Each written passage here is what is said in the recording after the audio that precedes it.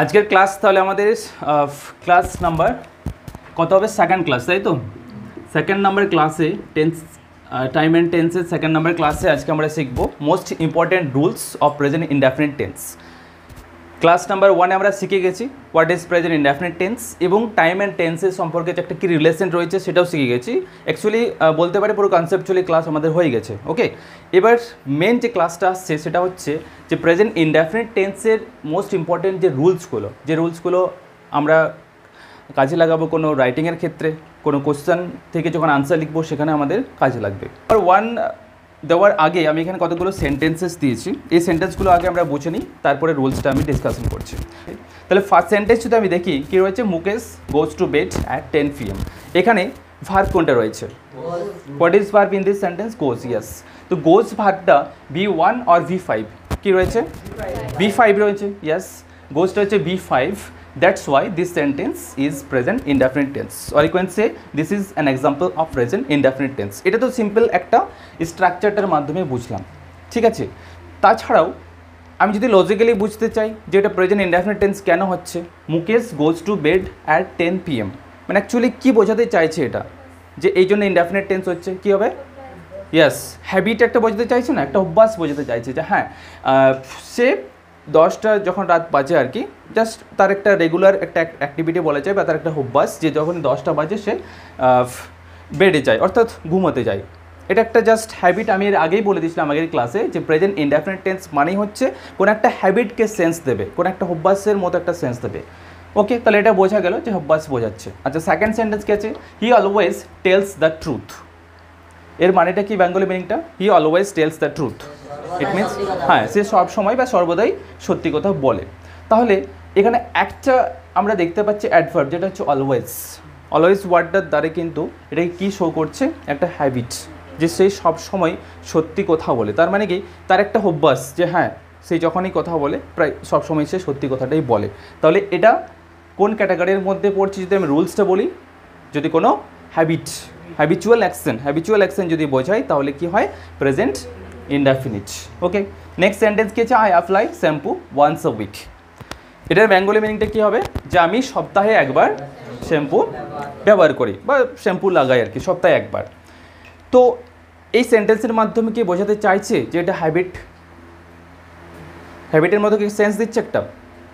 অবশ্যই দিচ্ছে, কারণ বলে দিচ্ছে যে হ্যাঁ আমি সপ্তাহে একবারই করি, জাস্ট এটা আমার হ্যাবিট যে হ্যাঁ আমি সপ্তাহতেই একবার শ্যাম্পু করি। তাহলে এখানে কোনটার মাধ্যমে বুঝতে পারছি? ওয়ান্স, এই যে ওই ওয়ার্ডটার দ্বারা ওয়ান্স আছে না, ওয়ান্স আ উইক বা ওয়ান্স বলতে পারে, অ্যাকচুয়ালি ওয়ান্সটা বলতে হবে। এই ওয়ান্সটার মাধ্যমে বোঝা যাচ্ছে যে এই সেন্টেন্সটা অ্যাকচুয়ালি অভ্যাসকে এক্সপ্রেস করছে। ওকে, নেক্সট কী রয়েছে? We attend English class every Tuesday. এটা কোন একটা অ্যাডভার্ব রয়েছে যেটার জন্য পরিষ্কার বুঝতে পারা যাচ্ছে যে এটা প্রেজেন্ট ইনডেফিনিট টেন্সের এক্সাম্পল হবে? কোনটা হবে? এভরি। ইয়েস, এভরি যে ওয়ার্ডটা আছে, এই যে অ্যাডভার্বটা, এটার জন্য এখানে বোঝাতে চাইছে যে এটা হ্যাবিট। নর্মালি তো বুঝতে পারা যাচ্ছে যে আমরা প্রতিদিন মঙ্গলবারে এখানে কি করি? ক্লাস অ্যাটেন্ড করি। তো জাস্ট এটা আমাদের একটা হ্যাবিট যে হ্যাঁ যখনই মঙ্গলবার আসে তখনই আমরা এখানে চলে আসি। ওকে, নেক্সট কী আছে? 5 number, he often comes here. Often means প্রায়, হি প্রায় এখানে আসে। তবে এটাও তার একটা অভ্যাস যে প্রায় সে এখানে আসে, যে হ্যাঁ তার একটা অভ্যাস হয়ে গেছে যে প্রায় সে এখানে আসে। ওকে, তাহলে এই যে 5টা সেন্টেন্স, এই 5টা সেন্টেন্স আমি বুঝতে পারলাম যে জাস্ট একটা হ্যাবিটকে এক্সপ্রেস করছে বা হ্যাবিটকে একটা ডিনোট করছে, তাই না, ইন্ডিকেট করছে। কোন ওয়ার্ডগুলোর মাধ্যমে বুঝতে পারলাম? এখানে তো কিছু অ্যাডভার্ব আছে, যেমন এখানে অলওয়েজ আছে, এটাতে বুঝতে পারলাম। ওয়ান্স আছে, এখান থেকে এটা বুঝতে পারলাম। 4th নাম্বার সেন্টেন্সে এভরি আছে এটাতে, অ্যান্ড 5th নাম্বার সেন্টেন্সটা পেলাম অফেন। তাহলে এটার আমি রুলসটা কি লিখবো? রুলসটা হবে যদি কোনো অভ্যাসগত কাজ বোঝায় তখন প্রেজেন্ট ইনডেফিনিট টেন্স ব্যবহার করা হয়, ঠিক আছে? ওই টেন্সটার মধ্যে এমন কিছু অ্যাডভার্ব থাকবে যে অ্যাডভার্বগুলোর মাধ্যমে বুঝতে পারা যাবে যে হ্যাঁ কোনো একটা হ্যাবিটকে শো করছে, তখন সেই টেন্সটা হয়ে যাবে প্রেজেন্ট ইনডেফিনিট টেন্স।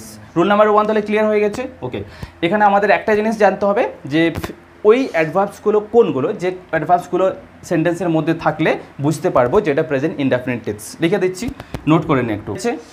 অলওয়েজ রয়েছে, often, sometimes, usually, never, daily, everyday, every morning, every month, every year, যে কোনো থাকতে পারে, অর্থাৎ এভরি দিয়ে পরে এভরি ডে।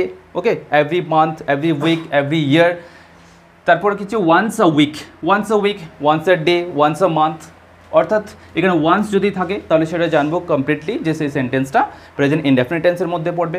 নেক্সট কী রয়েছে twice a day, twice a week, twice a month, এর মানেটা কি, মানে মাসে দুবার, বা টুয়াইস আ ডে যদি বলা হয় দিনে দুবার বোঝাবে, টুয়াইস আ উইক যদি বলা হয় তাহলে সপ্তাহে দুবার। সিমিলারলি টুয়াইসের পরে আছে থ্রাইস মানেটা কি হবে, তিনবার। তো সিম্পলি এরকমভাবে হবে thrice a week, thrice a month, thrice a year, এইভাবে চলতে থাকবে। অ্যান্ড নেক্সট অকেশনালি, জেনারেলি, ঠিক এই সমস্ত অ্যাডভার্বসগুলো হ্যাবিচুয়াল অ্যাকশনটাকে ইন্ডিকেট করে। অর্থাৎ প্রেজেন্ট ইনডেফিনিট টেন্সে যেহেতু আমরা ফার্স্ট রুল নাম্বারে শিখলাম যে কোনো যদি হ্যাবিচুয়াল অ্যাকশন বোঝায় অর্থাৎ অভ্যাসগত কাজ বোঝায় তখন সেখানে ইউজ করবো কি প্রেজেন্ট ইনডেফিনিট টেন্স। ওকে, রুল নাম্বার 1 কমপ্লিট হয়ে গেছে।